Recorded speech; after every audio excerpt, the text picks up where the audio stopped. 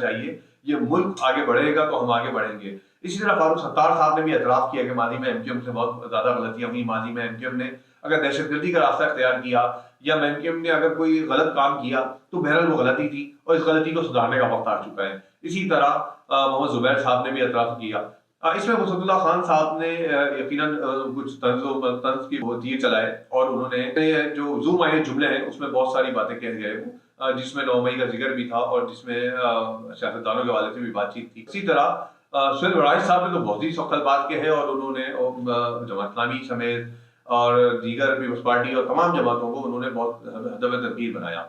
ये सब ओवरऑल बात करने का मकसद ये है कि मुझे ऐसा लगता है कि ये ऐसे डायलॉग ऐसी सेमिनार होते रहने चाहिए, क्योंकि जब आपको इजहार का मौका मिलता है, जब आप बात करते हैं, जब आप अपना एतराफ़ करते हैं तो फिर कुछ सिमत तय होती है।